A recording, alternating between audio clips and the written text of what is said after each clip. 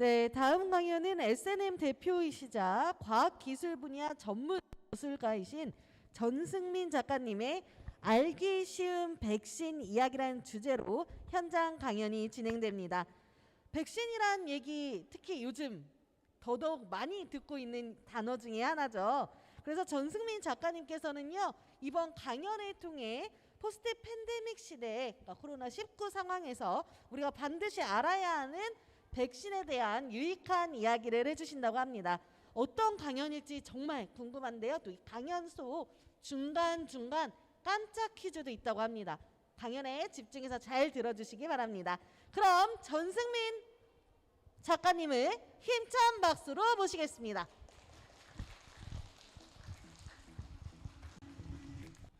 안녕하세요. 오늘 강연 맡은 전승민입니다.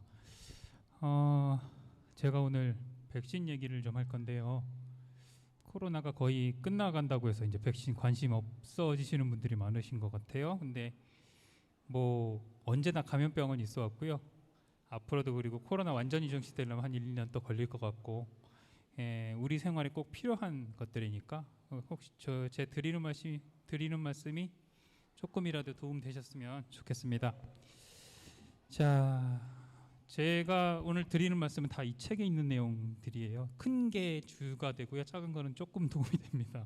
근데 이번에 새로 쓴 책이어서 제가 원래 바이오 전공이 아니거든요. 그래가지고 굉장히 여러 박사님들 쫄라가지고 전화해가지고 막 물어봐갖고, 그다음에 이제 막 논문 같은 거 검색해가면서 알지도 안 되는 영어로 막 검색해가지고 분석해가면서 써서 간신히 쓴 책이에요. 그러니까 이해는 아마 같은 일반인 입장에서 써서 여러분들 이해하시기는 조금 더 도움이 되지 않을까 싶습니다. 자, 우선 강연 시작하기 전에 짧은 영상을 하나 볼게요. 영화의 한 장면입니다. 자, 둘 중에 한 명은 거짓말을 하고 있습니다. 누가 하고 있을까요? 아시는 분? 이 영화 보신 분 계세요?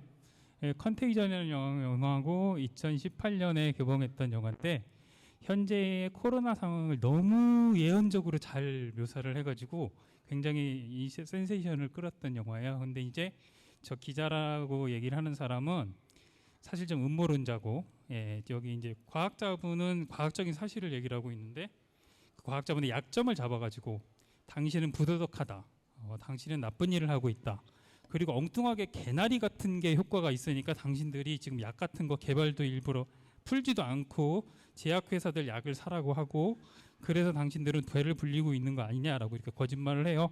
이 사람이 엉뚱한 소리 한 덕분에 이제 개나리 살라고 사람들이 막 폭동 일으키고 하는 장면도 나옵니다. 영화 보면 안 나오는데, 사실 이제 막 지금 우리나라도 상황 보면은 그렇게 차이가 안 나요. 코로나에 좋은 음식 하면 엄청나게 쏟아집니다. 저런 거 드시면서 이제 백신 안 맞는 분들도 계시고, 아픈데도 병원 안 가는 분들도 나오시고, 그런데 이제 중요한 거는 과학적으로 검증된 사실이면 일단은 본인이 전문가가 아닌 다음에는 믿고 신뢰하고 따르는 게 기본이잖아요. 이제 그런 게 좀 너무 안 돼 있는 것 같아서 되게 안타깝게 생각을 했고, 백신 안 맞겠다고 버티는 분들도 많이 봤고, 물론 이제 안 맞을 이유가 있는 분들이 계세요. 뭐 엄청 고령자 가지고 부작용이 부담이 된다거나 너무 어린애여 가지고 뭐 아니면 엄청 젊어 가지고 뭐 나는 안 맞아도 될 것 같다고 생각하시는 분도 있고, 각자 사정이 있고요. 강제로 맞히는 건 저도 좀 반대입니다. 왜냐하면 사람이 개인 의사가 있잖아요. 나는 맞기 싫은데 어쨌든 간에 그걸 강제로 맞게 하면 자유국가에서 이게 좀 안 맞다고 보는데, 그거를 이제 음모론 같은 데 빠져서 안 맞으시는 분들 보면 너무 마음이 아픈 거죠. 그리고 이제 막 백신에 대한 정보들이 없으셔서 그런 것 같아서 이제 뭐 이런 얘기도 하고 다니고 있고 그렇습니다. 자, 그럼 백신을 꼭 맞아야 될까? 이 얘기를 여러분들한테 질문을 드리면 꼭은 아니죠. 예, 꼭은 아닙니다. 근데 가급적 맞으시라고 말씀을 드리고 싶어요. 자, 백신을 맞는 이유가 뭡니까? 사실 다 이렇죠. 주위에서 맞으라 그랬다, 예방이 된다고 한다, 뭐 좀 걸려도 덜 아플 것 같다, 그다음에 미리 예방하는 게 더 좋을 것 같고 뭐 과학적으로 개발된 안전된 몸을 이렇게 믿으시면 좋은데 이렇게 생각하시는 분들이 계세요. 부작용이 걱정이 된다. 주사 맞기 싫다. 효과가 없다. 내 친구는 맞았는데 걸렸다. 뭐 이런 얘기하는 분도 있고, 뭐 건강식품이나 다른 예방법이 있는데 아까처럼 이제 걱정 많이 해가지고 저기 일부러 안 맞는 분도 있고, 주위에서 맞지 말라고 하는 사람들 많고, 또 아까 얘기한 것처럼 막 이게 저기 제약회사가 거짓말하고 있다고 생각하는 분들도 계시고 많습니다. 맞는데 사실 백신 특징 중에 좀 안 좋은 것만 정리를 해보면 모든 약은 부작용이 있어요. 부작용 없는 약은 세상에 없습니다. 백신도 마찬가지고요. 맞고서 아픈 경우가 있을 수 있습니다. 누구나 없으면 다행인데 있을 수가 있죠. 그리고 예방률이 100%인 백신도 없어요. 백신 맞고 다시 병에 걸리는 사람도 있을 수가 있습니다. 돌파 감염이라 그러죠. 요즘 이런 말 너무 많이 들었었죠. 그리고 효과를 체감하지 못하는 경우가 많죠. 안 걸리면 백신 때문에 안 걸렸는지 그냥 안 걸렸는지 모르거든요. 그러니까 백신 덕에 안 걸렸는데 사람들은 생각을 이렇게 하는 거예요. 아, 나는 저거 괜히 맞았나 보다. 좀 문제가 있죠. 그렇게 생각을 하시면. 근데 그런데도 백신이 허가받아서 유통되는 이유는 맞는 게 더 유리하기 때문이에요. 예를 들어서 제가 오늘 집 밖으로 외출을 해요. 외출을 했다가 사고가 날 수가 있어요. 그렇다고 외출을 안 해버리면 아무것도 안 되죠, 일이. 근데 안 나가면 사고 안 당하니까 그냥 집 밖으로 안 나간다 그러면 내가 집 밖에 나가서 할 수 있는 일들을 포기하는 거죠. 그죠?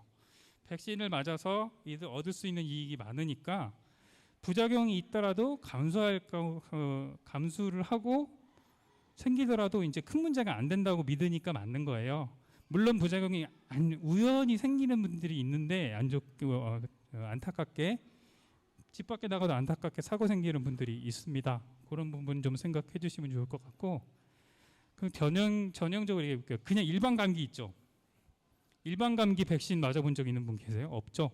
못 만드는 게 아니에요. 코로나도 만들고 저기 독감도 만드는데 일반 감기 왜 못 만들겠어요. 근데 그건 걸렸다가 별 문제 없이 낫거든요. 그럼 백신 맞는 게 이익이 없어요. 이익이 없으니까 안 만드는 거거든요. 그 엄청난 돈을 들이고 시간을 들여가고 해봐야 백신 맞는 부작용하고 비교해봤을 때 이익이 없더라. 그러니까 치료약도 잘 없고 그냥 저기 백신도 안 만들고 있는 거죠. 사람 가끔 이런 얘기 하시는 분들이 있어요. 아, 백신 감기약 하나 치료 못하더라. 감기 하나 치료 못하더라. 의사들은 현대의학은 다 그 거짓말이더라. 이런 얘기하는 분들도 있는데 실제로 보면 남는 게 없어서 그런 겁니다. 자, 우리 몸이 아픈 이유를 좀 하나 쭉 볼게요. 그렇게 제 마음대로 나눈 겁니다. 이거 외우지 마세요. 제일 먼저 첫 번째로 태어날 때부터 아픈 경우 있죠. 선천적으로 유전병을 갖고 태어나시거나 뭐 면역 질환이 있거나 그 면역계가 잘못돼가지고 자기 몸 세포를 공격하는 경우가 있거든요. 내 몸 안에 있는 조직을 병이라고 인식을 해서 내 몸 안에 있는 조직을 병원체라고 인식을 해서 항체가 막 공격을 하는 경우가 있어요. 그 면역 질환이라고 그러고요. 알레르기는 뭐예요?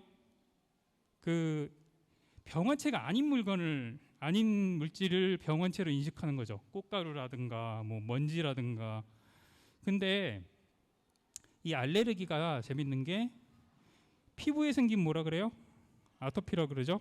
기관지에 생긴 뭐라 그럽니까? 천식이라 그러죠. 예, 이게 근데 사람이요 어릴 때 아토피 있다 없어지죠. 그럼 그 알레르기가 없어진 게 아니고 어딘가로 옮겨갔어요. 천식이라고 기침을 하고 계시면 천식이 생기는데 그분이 아토피는 나았어라고 생각을 하고 계신 거예요. 그 알레르기 항진이라 그러는데 몸을 여기저기 옮겨 다닙니다. 그래서 뭐 결막염이 생길 수도 있고, 그러니까 뭐 다행히 이제 좀 증세가 적은 부위에 있으면은 큰 불편 없이 사실 텐데 재치기 정도 하고 그냥 뭐 지내실 수 있는데 막 피부 같은데 심하게 생기면 막 약도 없고요. 사실 스테로이드 말고는 굉장히 괴로운데 어쨌든 이런 선천성 유전병이 있습니다. 이런 거 치료하는 방법은 사실 잘 없었죠. 증세만 컨트롤하고 이제 뭐 스테로이드 소염제 이런 거 써가지고 이제 증세만 가라앉히고 뭐 이렇게 했는데 요즘 희망이 좀 생기고 있죠. 다양한 유전자 치료 기법이 나오고 있어가지고 이런 것들이 이제 좀 많이 등장을 하고 있어요.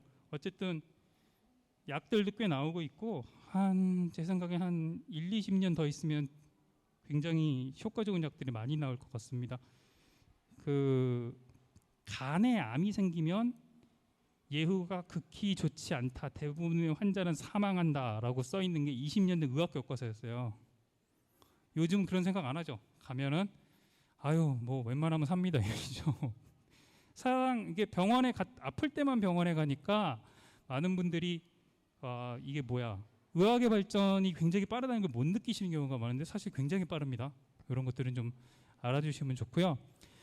자, 다치는 경우가 있죠. 그냥 뭐 종류를 많이 써놨는데 뭐 찔리거나 뭐 베거나 아니면 뭐 이렇게 부딪혀서 멍이 들거나 뭐 불에 대거나 뭐 까지거나 뭐 많습니다.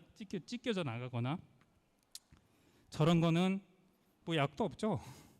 그냥 항생제 맞으면서 그 굼지 않게 하고 잘 꿰매주고 하면 됩니다. 물론 이제 크게 다치고 나면 이제 응급의학 이렇게 해야 되는데 요거는 근데 자 선천성하고 외상은 우리가 미리 컨트롤을 할 수 있는 게 아니죠. 그리고 전체 병 중에 그렇게 많은 걸 차지하지도 않습니다. 문제는 저 병원체가 몸에 들어왔을 체예요. 병 걸렸다 그러죠 우리가.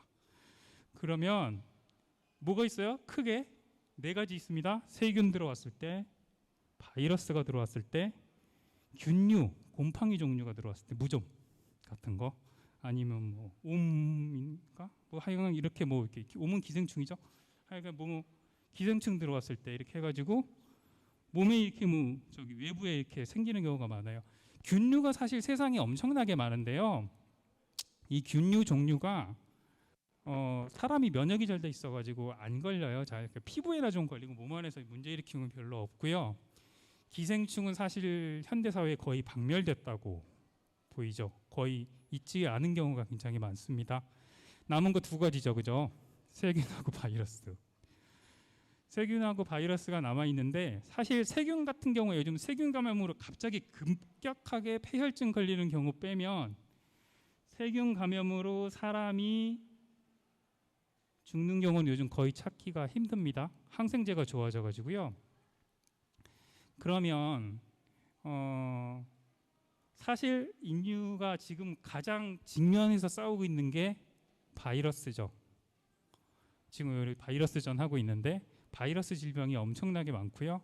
이 바이러스 질환 때문에 이거 어떻게든 바이러스하고 싸워보려고 바이러스가 예방도 잘 안 되고 자꾸 변이 일으키고 그리고 그 항생제는 한 종류 만들면 굉장히 여러 종류의 병을 한꺼번에 치료할 수 있는데 바이러스 같은 경우에는 하나 만들면은 그거 하나밖에 안 듣고 뭐 되게 복잡한 경우가 많아요. 어쨌든 그래서 바이러스하고 싸우는 게 지금 바이러스하고 유전병하고 싸우는 게 최대 의학계의 관점이 돼 있습니다. 그런데 뭐 이게 유전자 치료하고 외과 처치할 수 있고 항생제 항바이러스 때 구충제 이렇게 먹으면 되죠. 여기서 쓸 수 있는 게 그래서 병원체에 쓸 수 있는 게 백신이에요. 세균이나 바이러스, 균류, 기생충 다 예방이 가능합니다. 근데 기생충은 안 된다고 생각했는데 요즘 그런 기술도 나와 있어요. 그래서 어쨌든 근데 현재 관심이 많이 모이는 건 역시 바이러스다. 이렇게 바이러스 중심으로 얘기를 할게요. 어쨌든 세균은 크기가 한 1마이크로미터 되죠. 1000분의 1mm 정도. 사람 세포가 100마이크로 정도 되니까 세포 속에 못 들어갑니다. 밖에서 독성 물질을 내밀면 그것 때문에 아파요. 그래서 그리고 세포 속에서 분열을 해서 증식을 하고요. 그리고 변이가 잘 안 일어나니까 사실 백신 만들기 굉장히 용이하고 항생제로 대부분의 경우 치료가 가능하죠. 근데 문제는 이 바이러스예요. 종류도 엄청나게 많고요. 제가 안 읽어보셨는데요. 그리고 크기가 100나노 정도거든요. 10만 분의 1mm. 저거는 특징이 뭐냐면 사람의 세포 속으로 들어갑니다. 바이러스는. 세포 속으로 파고 들어간 다음에 그 세포 안에서 사람의 핵을 조종을 해요. 그 핵 안에 자신의 유전자를 끼워 넣습니다. 그리고 사람의 세포가 그 자기 유전자를 복제를 하다가 죽으면서 뻥 터지면 그 복제된 바이러스를 수십만 개 막 이렇게 펑 밖으로 내놓죠. 그럼 또 전염시키는 거예요. 그래서 몸 안에서 계속 이렇게 돌아다니는데 증식해 나가는데 더군다나 그 유전 물질이니까 RNA를 전사를 하죠. 또 뒤에 말씀드리겠는데 그러면 거기서 한 일부 하나가 잘못되면 그게 그대로 전사가 되니까 변이가 되게 잘 일어나요. 이런 문제 때문에 치료가 굉장히 까다롭고 더군다나 무지하게 작아서 세포 속에 숨어 있으니까 약을 주입해도 잘 안 죽는 경우가 굉장히 많아요. 수두 바이러스 이런 거 몸속에 평생 갖고 있다가 몸이 안 좋을 때마다 이렇게 막 솟아나거든요. 그런 거 같은 경우 봐도 되게 골치 아픈 종류이긴 합니다. 요거를 그러면 그래서 이런 것들을 어떻게 싸울까? 그 역사를 한번 쭉 볼게요. 백신을 처음 개발한 사람은 다들 아시죠? 에드워드 제너라고 합니다. 이 전에 백신이 있었냐 없었냐 하면 있었어요. 예. 제일 그 당시 무서워했던 병이 천연두였어요. 천연두 사망률이 30-40% 넘습니다. 현대는 뭐 의료 처치를 해주니까 좀 떨어질 텐데 그래도 굉장히 무서운 병이었어요. 그러니까 저거 한번 돌면 그 지역이 다 초토화가 돼요. 그러니까 천연두가 무서운데 이거 예방을 어떻게 안 걸리게 하는 방법이 없을까 생각을 해봤는데 사람들이 알아낸 방법이 소 키우는 분들은 안 걸리더라라는 걸 알아냈어요. 근데 보니까 소가 걸리는 천연두가 있거든요. 사람하고 종류가 틀린 거 우두라 그러는데 그걸 사람도 걸리더란 말이에요. 그걸 걸렸다 나은 사람은 천연두도 안 걸리더라라는 걸 알아냈어요. 그게 우두법이라 그러죠. 우두법 전에 뭘 했냐 하면 인두법을 썼어요. 인두법이 사람이 천연두 걸렸던 사람의 딱지나 피, 고름 같은 걸 넣어가지고 자기가 일부러 걸리는 거예요. 일부러 걸리면 어떻게 돼요? 한 번 아픈데 운 좋게 낫죠. 그럼 그 사람은 다시 안 걸리니까 일부러 그런 식으로 막 했어요. 왜냐하면 군대 같은 거 만들 때 좋잖아요. 그리고 증세를 어떻게든 약하게 만들어서 했으면 좀 약하게 할 거 넘어가는 경우가 있었기 때문에 어떻게든 그게 효과가 있었으니까 그런 인두법을 시행을 했는데 너무 위험하니까 이제 잘 많이 퍼지진 않았거든요. 그러다가 제가 이제 우두법을 개발을 하고 그 덕분에 천연두는 완전히 박멸이 됐죠. 지금 일반 사회에서 볼 수가 없습니다. 근데 전 세계 어느 나라나 천연두 백신을 꽤 많이 갖고 있어요. 왜 그럴까요? 앞에 있는 학생 알아요? 생각해봐. 왜 갖고 있지? 천연두 백신을?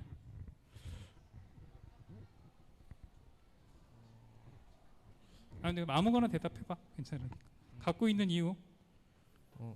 아예 완벽하게 박멸된 상태라고 단정 지을 수 없기 때문에. 반쯤 맞아요.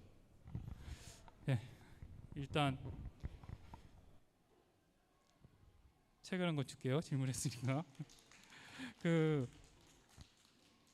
그게 아니고요. 천연두는 너무 강력하고 사망률이 높고 전염률이 높으니까 생물학 무기로 쓰는 경우가 많아요. 그 세포 가루로 담아가지고 미사일로 쏴요. 펑 떨어지면 그 지역에 있는 사람들이 다 걸리는 거예요.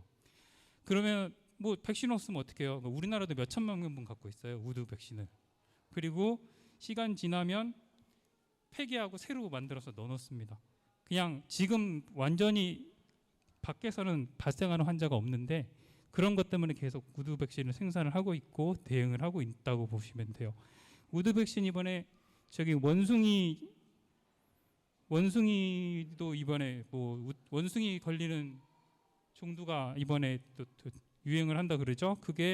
그거는 원숭이 두창이라 그러는데 두창이라고 하거든요. 원래 그러니까 그 한국말로 사람이 걸리는 천연두도 두창이라 그래요. 그냥 두창, 원숭이 두창, 소 두창, 그래서 우두 이렇게 하고 원숭이 두창이면 원두 뭐 이렇게 얘기합니다. 근데 그 원숭이 두창 같은 게 원숭이가 사람에 좀 가깝잖아요. 이게 사람에 걸리면 이제 사망률이 지금 우리나라에는 안 들어왔는데 지금 유럽 쪽에 유행하고 있는 게 한 1% 된대요. 사망률이 꽤 높죠. 코로나가 3% 뭐 1% 왔다 갔다 있었으니까 꽤 높은 편입니다. 그리고 곰보대잖아요. 잘못되면 그 병은. 그래서 막긴 막아야 되는데 그게 우리나라 확 돌면 어떡하냐 그래가지고 이번에 새로 원숭이 두창용 원두용 그 백신을 새로 개발한 게 있다 그래가지고 그걸 뭐 수입을 해오네 만에 그러더라고요. 어쨌든 그런 백신이 있습니다. 천연두가. 자, 어쨌든 우두 백신을 에드워드 제너 개발해서 세계 최초로 인공적으로 만든 백신이에요, 이게. 그리고 다음 봅시다. 파스테르에서 백신 얘기해서 파스테르를 빼기가 어렵죠. 저 사람이 세계 최초의 사실 과학적으로 백신을 계산해서 만든 최초의 사람이에요. 이 사람은 그냥 우두를 맞으니까 안 걸리더라라는 걸 알아냈었던 거 물론 대단한 건데 백신이 왜 어떻게 해서 백신을 제조를 해낼 수 있을까를 생각을 해낸 건 이 사람이 최초였습니다. 루이 파스테르. 파스테르 우유 아시죠? 저온살균법 개발하고 했던 그분인데 닭 같은 걸 키우는 농장 있잖아요. 닭이 콜레라가 걸려서 죽는 경우가 많았어요. 요거를 어떻게 백신을 개발을 해볼까 하고 콜레라를 닭한테 주입을 시켜가면서 이제 증세를 관찰을 했는데 하루는 조수가 깜빡 잊고 한 1, 2주일 지난 거를 주입을 했어요. 약해졌을 거 아니에요. 근데 걔가 약간만 걸렸다가 그 닭이 낫더니 다시는 콜레라를 안 걸리더라. 요걸 알아냈습니다. 그래서 백신을 약하게 만들어서 놓으면 콜레라로 만들 수 있게 백신으로 만들 수 있으니까 병원균을 약하게 해서 맞추면 백신으로 만들 수 있겠구나라는 걸 최초로 알아냈어요. 그래서 닭 콜레라 백신도 만들었고요. 그걸로 이제 가축용 백신, 탄저병 예방 백신도 만들었고 그 돼지 농가 이런 데 엄청나게 많이 그 당시에 뿌려졌습니다. 그리고 이 기술을 갖고 있는 상태에서 어떤 꼬마가 광견병 걸린 개에 물려서 찾아왔어요. 얘가 물렸는데 얘 아무도 치료를 못하더라. 선생님밖에 믿을 수가 없다. 그러니까 파스테르가 이걸 어떻게 할까 하다가 광견병 걸린 개를 잡아와가지고 그 뇌를 열어가지고 거기서 물질을 빼내가지고 그냥 주사로 놔버렸어요. 요즘 같으면 그런 짓 했다가는 의료법 소송으로 고소당할 텐데 어쨌든 애는 살았습니다. 예, 정말 살았어요. 그래서 파스테르는 평생 그거를 그 뇌에 약독화된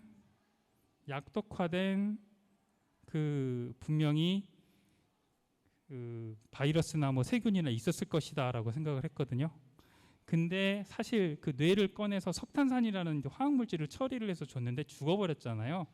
그러니까 사실상은 사백신이었다고 보는 경우가 많아요. 뒤에 또 생백신, 사백신 구분을 말씀을 드릴 텐데 어쨌든 이렇게 해서 뭐 굉장히 그리고 파스테르가 광견병 백신 이름을 프랑스어로 백시네라고 뭐 이렇게 했대요. 근데 그 후로 모든 이름을 백신이라고 부르고 있습니다. 전 세계 어디서나 백화가 소의 광견병 이름이죠. 그러니까 어쨌든 백신이라는 이름은 에드워드 제너하고 파스테르가 같이 만들었다. 이렇게 알고 계시면 될 것 같아요. 그 다음에 이제 백신 역사의 유명한 사람은 2명 정도 알고 계시면 좋은데 조너선 소크하고 엘버트 세이버 이 두 사람은 소아마비 백신 개발에 되게 백신 개발에 평생을 바쳤던 사람이에요. 소아마비가 요즘은 그냥 걸리면 다리나 좀 이게 아프고 그리고 빨리 치료하면은 애가 이제 별 지장 없이 자라고 이런 병으로 돼 있는데 그 당시에는 온몸의 근육이 마를 때까지 치료가 안 돼갖고 죽는 경우가 많았거든요. 사망률 한 10% 됐었어요. 미국 전체에 그 소아마비를 없애는데 1979년에 종식됐다고 나오는데 그때 이제 조나선 소크라는 사람이 불활성화 백신이 사백신이죠. 사백신이 만들기가 쉬운 편이에요. 병원체를 그냥 죽이면 되니까 죽여서 넣어버리면. 그리고 근데 이게 효과가 좀 떨어져요. 왜냐하면 죽을 때 병원체가 쪼개지기도 하고 다른 물질이 섞여 들어가기도 하고 해서 면역이 분산이 돼요. 집중이 안 되고. 네, 그러니까 어쨌든 조나선 소크가 최초로 개발해서 막 보급이 됐는데 엘버트 세이번이 나 생백신식으로 약독화 백신식으로 백신 개발을 다시 해야겠다. 이게 효과가 더 좋다 해서 만드는 데 성공을 하죠. 그 두 사람이 라이벌적으로 이게 막 백신 개발을 하다가 결국 소아마비가 없어졌습니다. 되게 이 사람들이 만든 원칙 그대로 지금도 소아마비 백신 만들고 있고요. 그 다음에는 뭐 이렇게 역사적으로 유명한 인물을 꼽으라면 별로 없어요. 왜냐하면 팀 단위로 개발을 하기 때문에 이렇게 저 시대를 지나고 나면 이제 막 제약회사 큰 데서 만들기 때문에 코로나 백신 개발한 사람 그러면 이름이 뭐 파이자죠 어디 있겠어요. 이게 안 나오거든요. 그래서 이런 4명 정도 알고 계시면 거의 다 알고 계신다고 보면 될 것 같아요. 백신의 사전자금이 이제 인터넷에서 한번 찾아봤거든요. 병원체에 후천성 면역을 부여하는 의약품 이렇게 되어 있습니다. 그리고 병원체에 감염이 있기 전 인체 내외 인위적 불활화 혹은 약독화시킨 병원체 등을 주입하여 인체의 면역 체계를 활성화시킴. 면역을 부여한대요. 면역이 뭘까요? 그러면 한번 보죠. 면역을 활성화시킨다고 하니까 면역에 대해서 좀 알아봐야 백신에 대해서 알 수 있을 것 같아요. 면역이라는 게 전체적으로 보면 사람이 선천성 면역이 있고 후천성 면역이 있습니다. 이거는 날 때부터 있는 면역이에요. 그냥 누구나 갖고 있는 거. 막 태어난 갓난아기들 병균 들어오면 싸워서 이겨내겠죠. 그 면역이 있어서 그래요. 그러니까 요거 같은 경우에는 있는 거고 후천성 면역을 우리가 백신을 맞음으로써 생기는데 외부에서 태어난 이후에 다른 요인에 의해서 생기는데 첫 번째로는 엄마한테 받는 경우 뱃속에 있을 때, 두 번째는 병에 걸렸다 낫는 경우가 있어요. 세 번째는 항체만 몸 밖에서 집어넣을 수가 있겠죠. 주사로. 그 경우에는 이제 수동 면역이라 그래요. 항체 이입이라 그러고 능동 면역은 뭡니까? 백신 맞는 걸 능동 면역이라 그래요. 그래서 인공 면역 중에 능동 면역을 백신 맞는 거라 그러는데 결국 이제 오른쪽 맨 밑에 있는 거를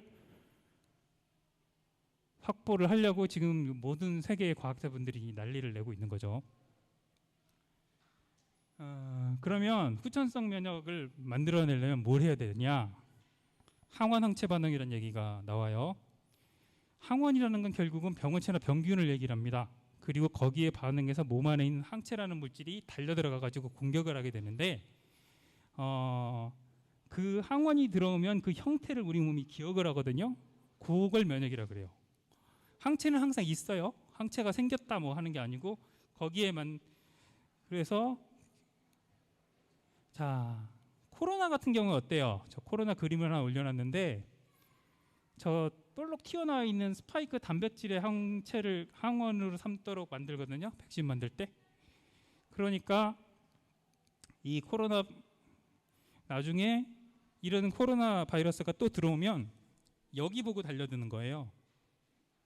이게 큰 거를 보고 달려드는 게 아니고. 근데 만약 백신이 그러니까 바이러스가 변이가 일어났다 그럼 이거 10몇 개에 합쳐가지고 이거 뭐 60몇 개 된다 그랬나? 그 중에 한 10개가 변이돼서 다른 걸로 바뀌었다 그러면 백신 효과가 떨어지겠죠. 그런 식으로 진행이 되고 있습니다. 그래서 옛날 백신 맞으면 효과 없냐? 없는 게 아니고 떨어지죠. 예.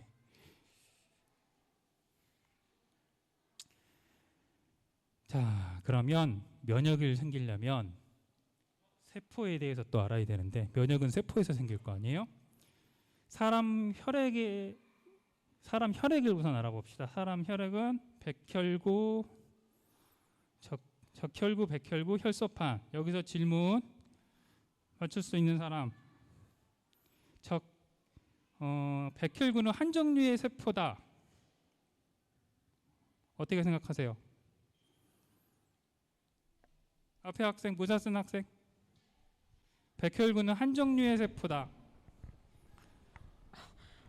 아니지 않을까요? 아니죠. 예, 몇 종류일까요? 그러면 아니. 다 못 세죠, 그죠? 두 종류?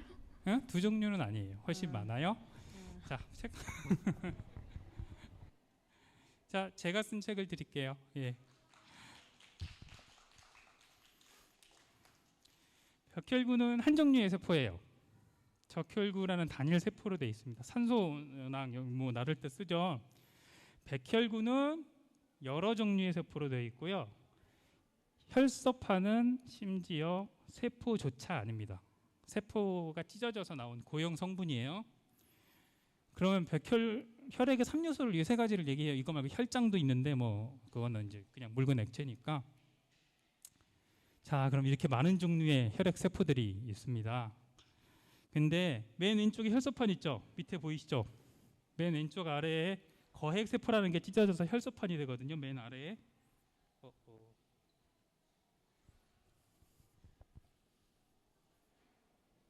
그냥 할게요. 이 거핵 세포라는 게 찢어져서 혈소판이 되거든요. 그리고 적혈구는 그냥 적혈구예요. 무슨 얘기냐면 다 백혈구다. 싹 다 백혈구입니다. 루커사이트라 그러는데 영어로 이거를 백혈구라고 부르는 이유가 이제 그 원심 분리기 알죠, 여러분들. 이렇게 쭉 돌리면 하얀 층이 생겼기 때문에 백혈구라고 불렀어요. 근데 그 안에 있는 것들 보면 전부 다 저런 것들로 막 돼 있습니다. 그런데 거의 대부분 면역에 관여를 해요. 그래서 백혈구는 병하고 싸운다는 말이 그래서 나와요. 요 왼쪽 밑에 골수 아세포 밑에 네 종류 있죠. 저것들이 선천성 면역에 관여를 하는 것들이 많아요. 몸에서 태어나서 처음부터 갖고 있고 가장 숫자가 많고요. 요걸 50에서 70% 돼요. 병원체가 들어오면 얘가 제가 제일 먼저 가서 싸우고요. 그래서 호중구라는 거는 제일 숫자가 많고요. 사람 병원 가서 백혈구 수치 조사할 때 저 호중구를 합니다. 그래서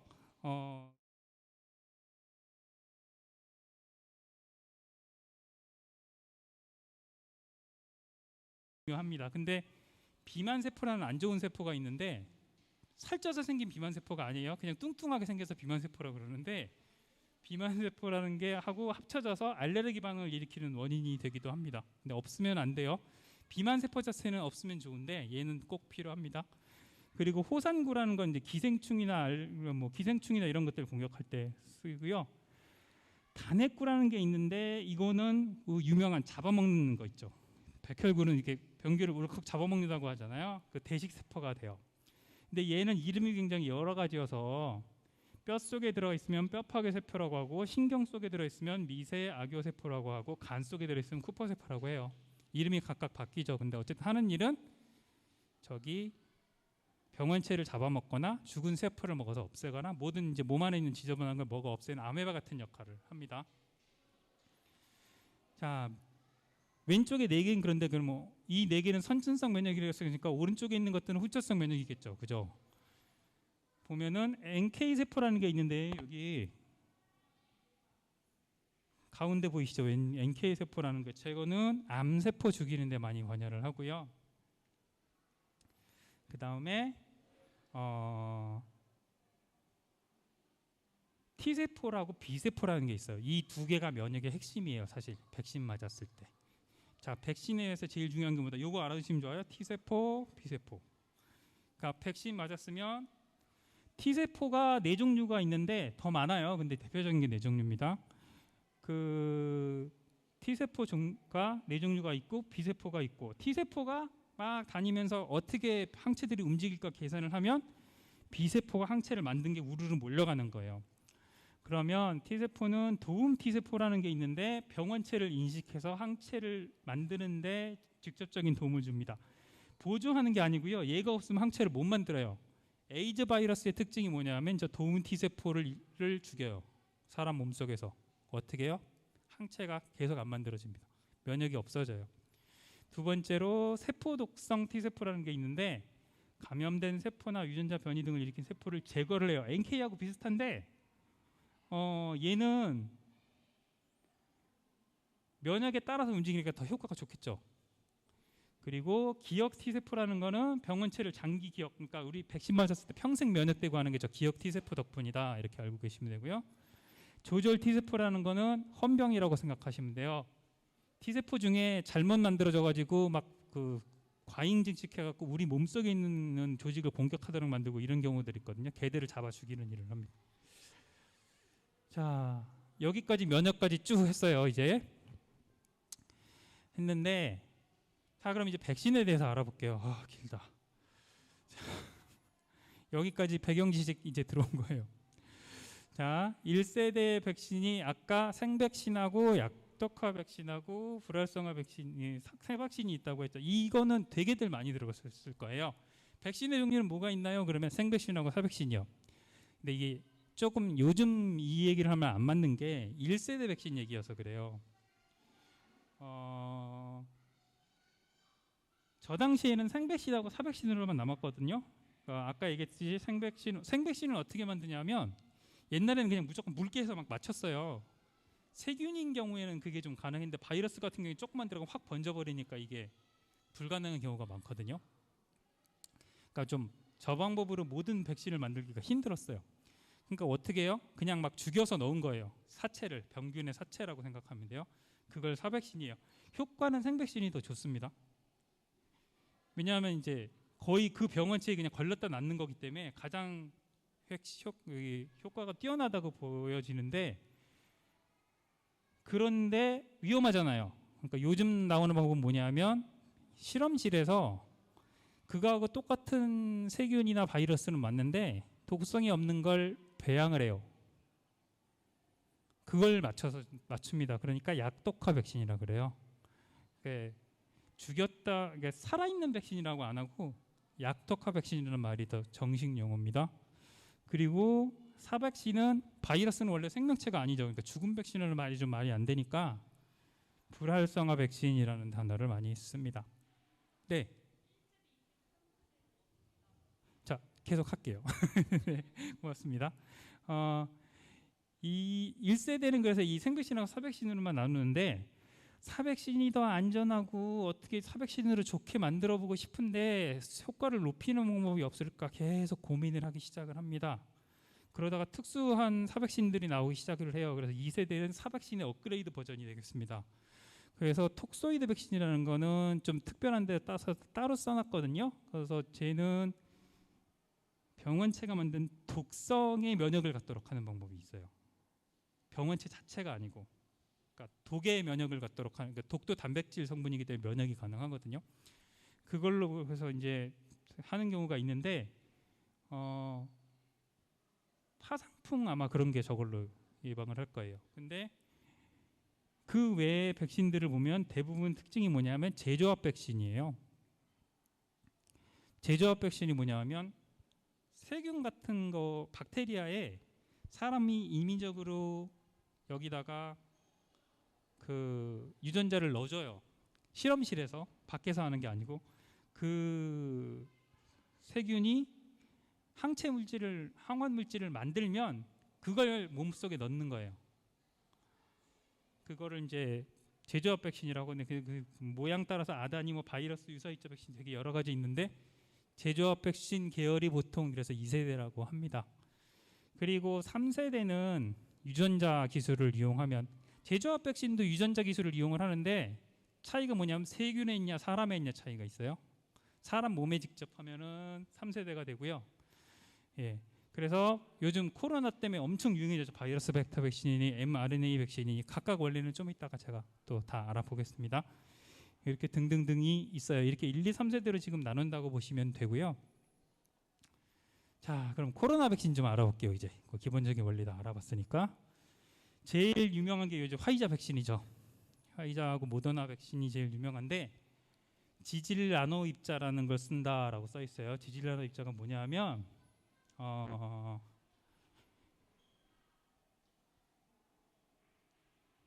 바이러스, 사람 몸이 세포가 DNA라는 정보가 있으니까 세포를 만들잖아요. 사람 몸의 세포는 분열을 할 때 그 DNA 정보를 RNA라는 걸 보내가지고 거기서 핵을 2개로 만든 다음에 반으로 쫙 쪼개집니다. 여기까지는 생물 시간에 다 배운 걸 아실 거예요.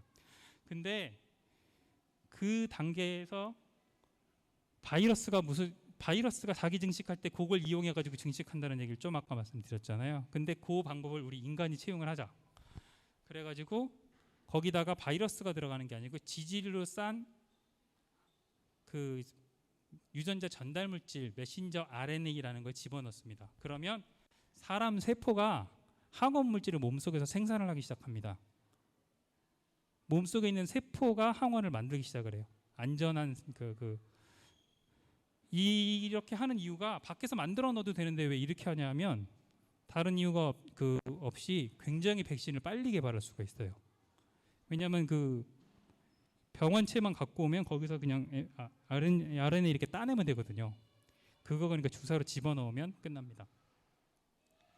어쨌든 그렇게 해서 그걸 인체에 주입하면은 코로나 단백질이 발현된 세포가 면역 세포를 만들어내고 항원이죠. 그 다음에 항체가 달려들고 뭐 이런 식이에요. 자, 코로나 아이고 화이자하고 모더나 백신은 그렇게 만드는데 우리나라에서 그 다음으로 많이 쓰인 게 아스트라제네카죠. 원리가 거의 비슷해요. 바이러스 여기서 지질 입자를 안 쓰고 바이러스를 씁니다.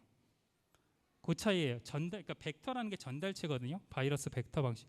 이 바이러스가 원래 감염을 시키잖아요. 근데 이거는 항원을 집어넣도록 이렇게 바이러스를 조작을 해서 집어넣는 거예요. 그래서 이렇게 코로나 바이러스에서 항원 유전자를 빼낸 다음에 아데노바이러스라는 걸 많이 써요. 저거 사람 기침 일으키고 뭐 하는데 보통 집어넣을 때는 약토화 시킨 걸 쓰거나 아니면 동물이 감염되는 사람한테 안 걸리는 거 이런 걸 써요. 그걸 갖고 와가지고 거기다가 이제 그 바이러스의 핵 부분을 바꿔버린 다음에 그걸로 사람 몸에 집어넣으면 이렇게 바로 주사로 맞을 수가 있게 되죠. 그러면 다시 사람 몸에 우리 근육 이런 데 맞았잖아요. 그러면 그 세포가 분열을 하면서 다시 몸 안에서 이제 아까 그 빨간색 코로나 스파이크 단백질을 막 만들어냅니다. 자, 이 두 가지 차이를 알 수 있죠. mRNA 백신하고 바이러스 벡터 백신의 차이는 자 왼쪽에 보면 가짜 스파이크 단백질을 만드는 mRNA를 바이러스 벡터에 넣거나 지질나노 입자로 싸거나 둘 중에 하나예요. 그 다음에 세포로 주입하면 똑같습니다. 그 다음부터 요 중간 단계가 차이가 나는 거예요.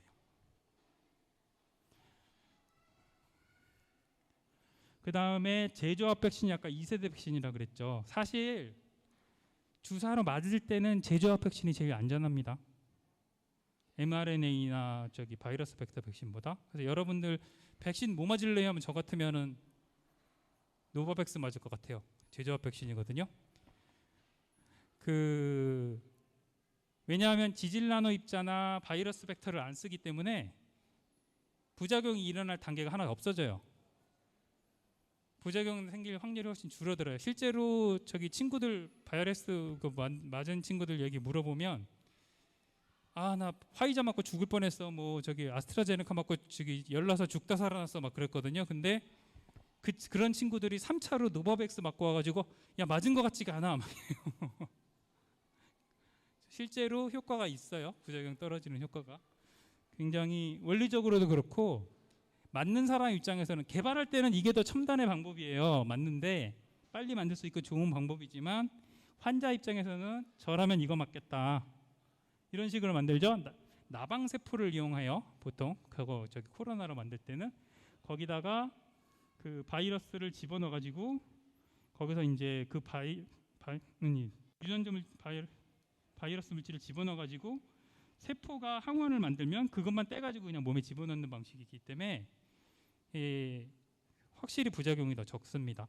그것만 알고 계시면 될 것 같아요. 그 다음에 이제 하나 말씀드리고 싶은 게 DNA 백신이에요. 아까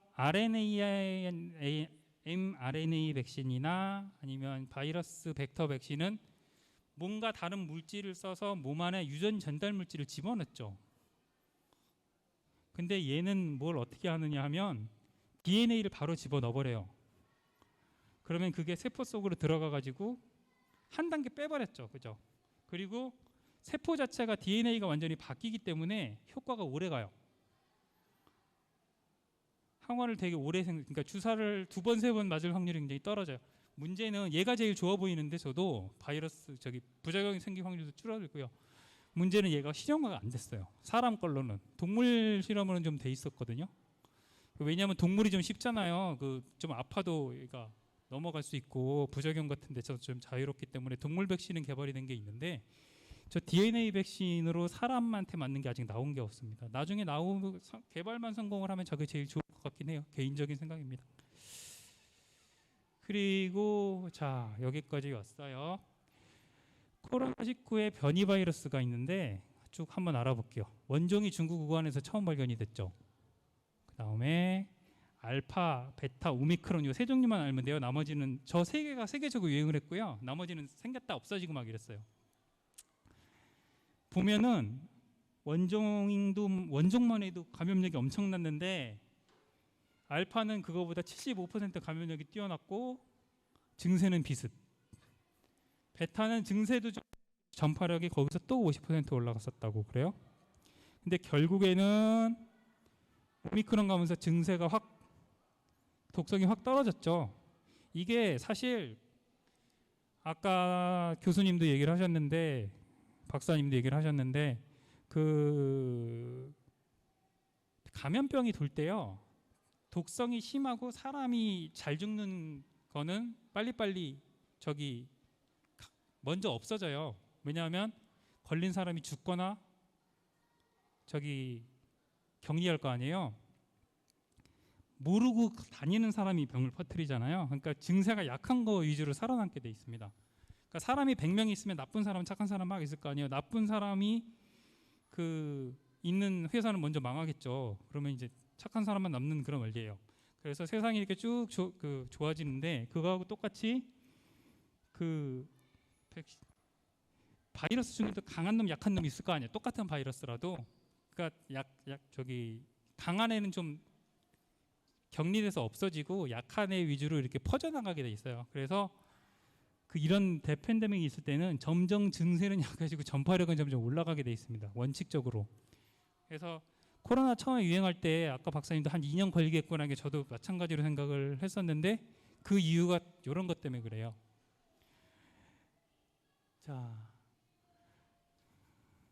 자, 그래서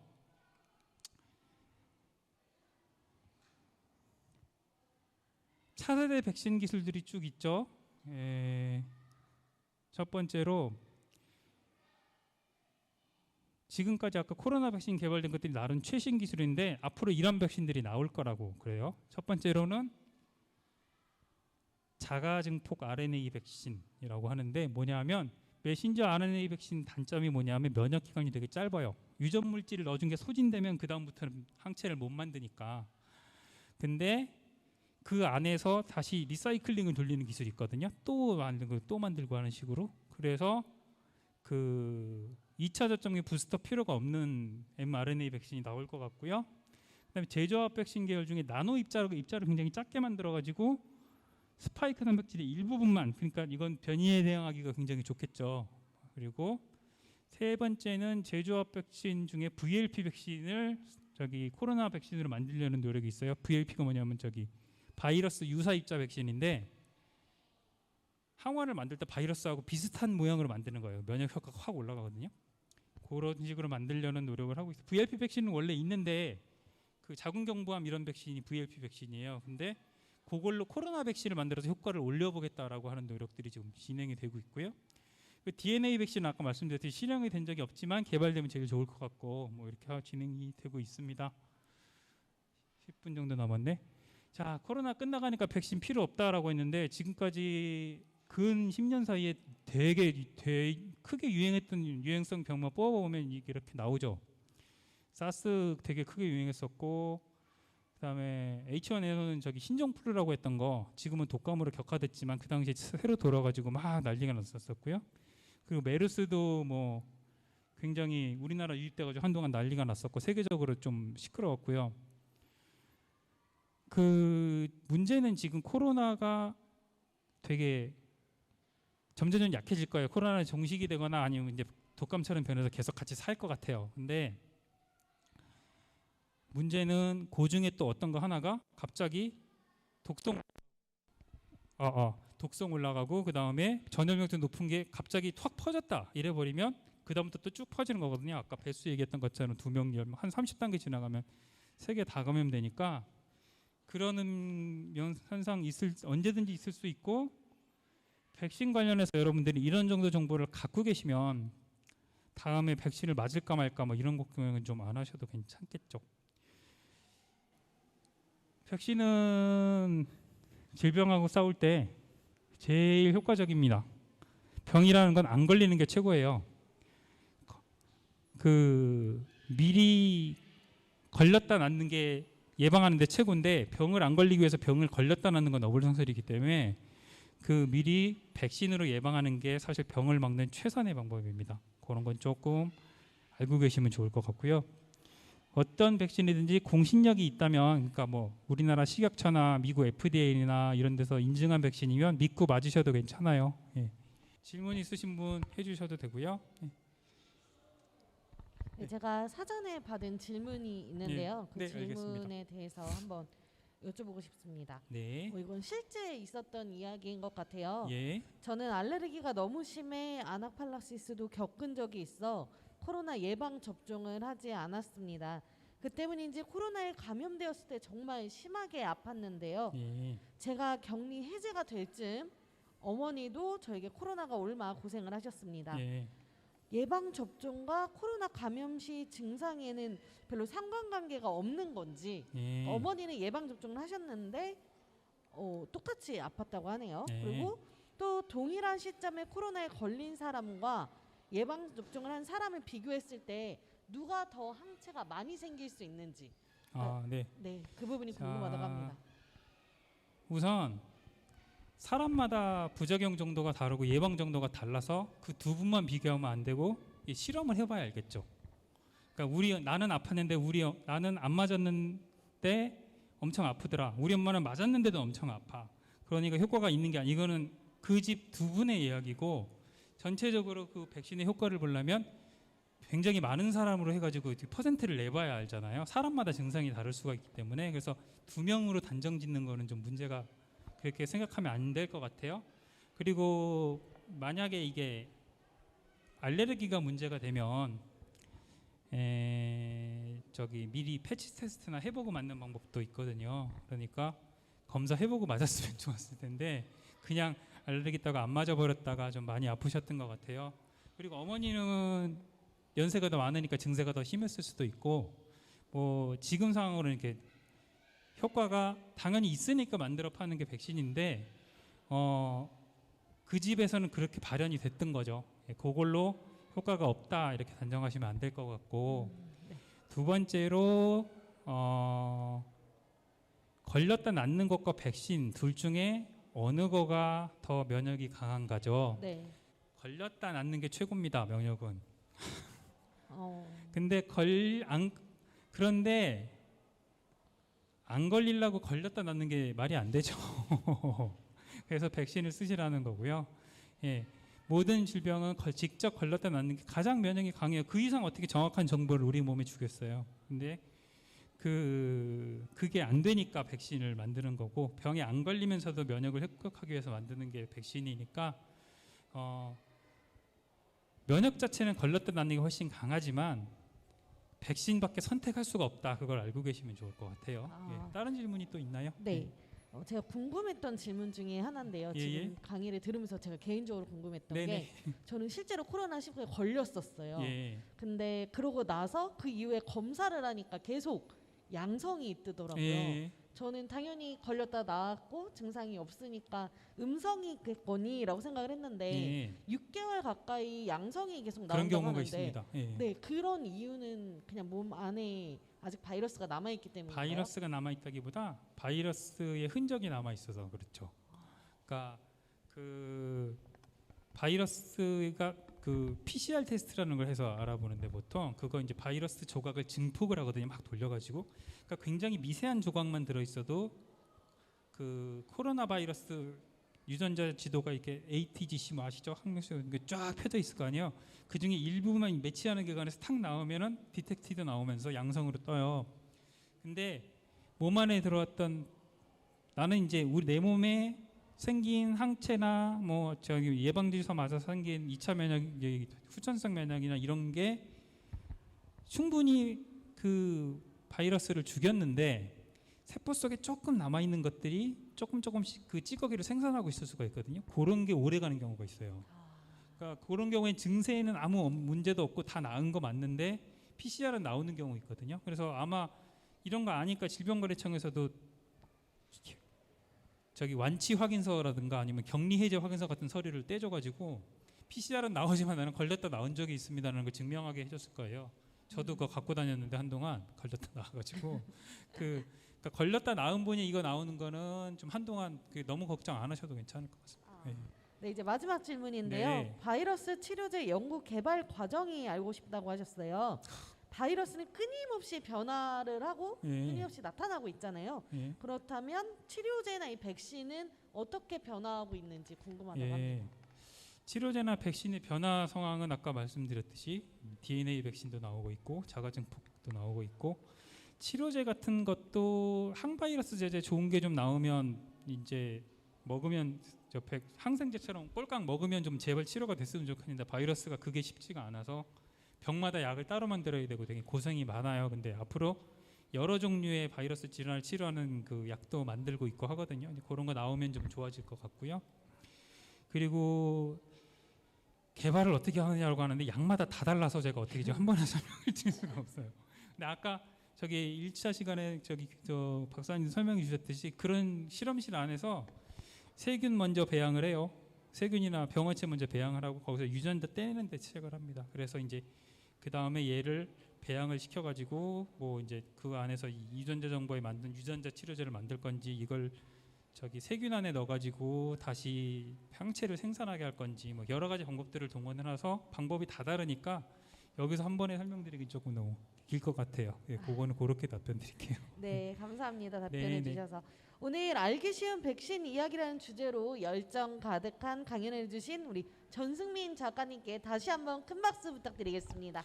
반갑습니다. 네, 감사합니다. 정승민 작가님의 유익한 강의와 또 우리 적극적인 참여로 첫 번째 현장 강연이 모두 끝났습니다. 이번 강의를 통해 참석자 모두가 또 과학 그리고 바이러스에 대해서 조금 더 심도 깊게 알게 되고 또 친근해지는 기회가 되셨기를 바라겠습니다. 앞으로 남은 두 번의 현장 강연에도 많은 관심 부탁드리면서요. 국립과천과학관 브랜드기획전 바이러스 고백에도 더 많은 관심 부탁드리겠습니다. 그럼 이것으로 바이러스와의 진한 만남 첫 번째 현장 강연을 모두 마치도록 하겠습니다. 끝까지 함께해 주신 참석자 여러분들 감사드립니다.